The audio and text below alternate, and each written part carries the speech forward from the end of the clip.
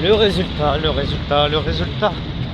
Et oui, nous sommes dans un monde du travail où il n'y a que ce mot à la bouche, le résultat. Encore hier, j'ai fait une réunion avec tous les gars. On a de notre boulot, on a travaillé sur ce qu'on avait à faire cette semaine. Donc, moi j'explique ce que je vais faire. Mais tout de suite, le résultat, le résultat, le résultat. En effet, on est dans un système où le résultat compte. La manière, la forme ne compte peu ou pas. L'énorme problème, c'est que le résultat devrait plus être vu comme une conséquence que comme un but. Et oui, le résultat doit être la conséquence d'un ensemble d'actions que met en place l'employé et le patron. Bon, l'ensemble d'actions pour l'employé, c'est pas compliqué. Il fait son boulot, il se décarcasse le fion, il se donne à 110%. Pour ce qui est du patron, là, il faut sortir de cette éthique du résultat. Parce que le patron, bonjour, le patron peut bien essayer de demander des résultats. Mais pour obtenir ces résultats, mon cher, en fait, il y a un environnement dans lequel il faut mettre l'employé. Est-ce que mon employé n'a pas des soucis dans sa vie personnelle? Est-ce que mon employé a le matériel pour faire le travail? Est-ce que mon employé n'est-il pas noyé sous la multitude de tâches, ce qui fait qu'on est dans une logique et un primat quantité au lieu de qualité? Est-ce qu'on donne assez de temps à la chose? Est-ce que les missions qu'on donne sont adaptées? Est-ce que, par exemple, si on demande à quelqu'un de vendre un produit, est-ce que ce produit est adapté au machin? Et c'est toutes ces questions-là que le patron doit se poser. Au lieu d'être là, résultat, à gueuler résultat. Un peu comme gueulerait un bébé d'1 an et demi qui a fait caca dans sa couche, qui ferait caca. Ouais, c'est bien vrai. C'est bien faire de demander des résultats. Ah oui. Mais est-ce que j'ai le matériel pour? Est-ce que tu m'en demandes pas peut-être un petit peu de trop? Est-ce que je suis en état de faire les choses? Et encore, moi je me plains pas trop parce que bon, le patron c'est peut-être le moins pire que j'ai eu depuis que je suis au Togo là actuellement. Mais il est vrai que cette diarrhée excessive du résultat, alors que le résultat ne doit pas être déconnecté de tout un ensemble, d'un environnement. Il ne faut jamais oublier ça. Tout ce qui se passe au niveau d'interaction, au niveau d'action, se fonde sur un environnement. En lien avec le matériel que tu as pour faire ces missions-là, en lien avec l'état dans lequel tu es. Voilà, c'est la question des moyens. Hein. Moyens matériels, moyens psychologiques, moyens financiers, moyens de moyenner, voilà. Et c'est ce qui fait qu'aujourd'hui le monde du travail et la valeur travail est en crise parce que on se branle sur les résultats, mais d'un autre côté, tout ce qui donne du sens à ce résultat, c'est-à-dire le cheminement, est négligé. Savoir du résultat pour avoir du résultat, c'est bien. Hein. Ah, très bien. Hein. Par exemple, moi je peux commencer à travailler dans une major de disques et faire des chansons. Bon, au bout de ma 40e chanson qui parle de la même chose, avec le même beat ou avec un beat semblable, est-ce que, oui j'ai le résultat, mais est-ce que je serais fier de ce que je propose? Est-ce que je serais épanoui intellectuellement? Et est-ce que ce manque d'épanouissement ne jouera pas sur mes résultats et mes performances? Ah, voilà. Donc voilà, résultat. Aujourd'hui, je vais vous parler d'un truc. Je m'excuse les Congolais, la vanne elle vient pas de moi, elle vient d'un youtubeur qui s'appelle Masqué, mais je vais vous parler du syndrome congolais. Alors, qu'est-ce que le syndrome congolais? Eh bien, le syndrome congolais, c'est tout dans la sape, rien dans le frigo. En fait, c'est un peu plus compliqué. Déjà, ça s'appelle le syndrome congolais parce qu'au Congo, il y a une façon de s'habiller qui s'appelle la sapiologie. C'est l'art du sap, de bien s'habiller. Chemise à couleur, enfin des trucs sympas, tu vois, un peu comme ce que je porte là actuellement. Le problème, c'est que beaucoup d'Africains sont dans un excès. Ils portent certes des sapes d'une qualité visuelle certaine, mais au dépens de, comme on dit, tout dans les sapes, rien dans le truc. C'est-à-dire mettre en avant l'image par rapport au contenu.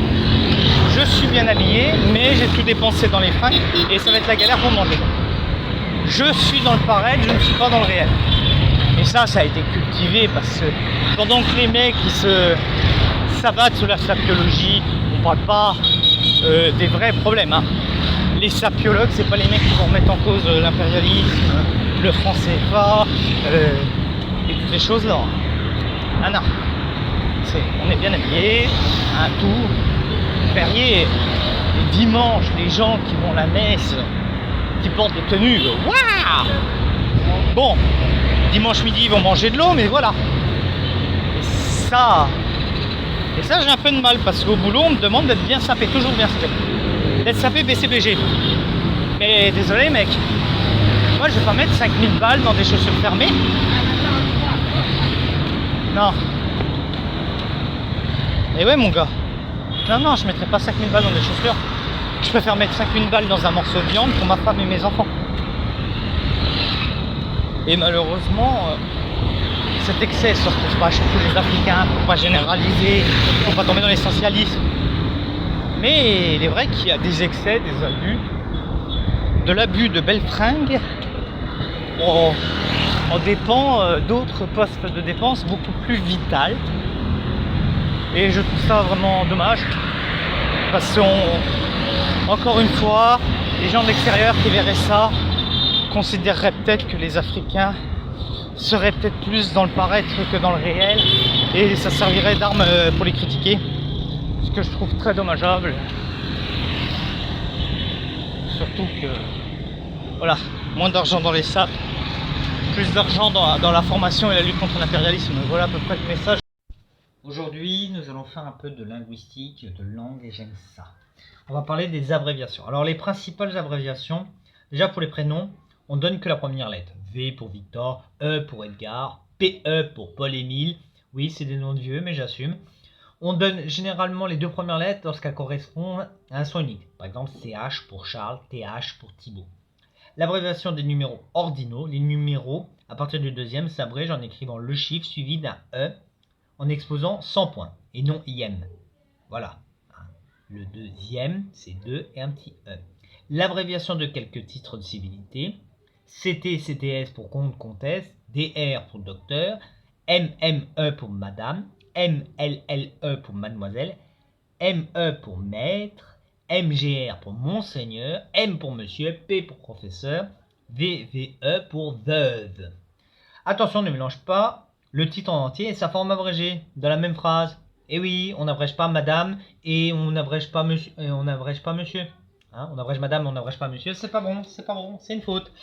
Dans les livres, alors, ART c'est pour article, CHAP c'est pour chapitre, FO c'est folio, FASC c'est pour fascicule, FIC c'est pour figure, IBIB c'est ibidem au même endroit, ID pour idem, Inf, infra, ci-dessous, Ital pour italique, Loc et Cite pour lococitasso, MS pour manuscrit, NDLR, note de la rédaction, à ne pas confondre avec NDR, MDT, note du traducteur, OP pour opus, voilà, OP ou Cite pour opéro-citato, P ou PP pour page, P c'est pour page au singulier, PP c'est pour page au pluriel, paragraphe pour paragraphe, SQ c'est pour sécutéré, c'est-à-dire et suivant, su pour supra, Vol pour volume. Attention, passing qui signifie en plusieurs endroits n'est pas une abréviation et s'écrit sans points.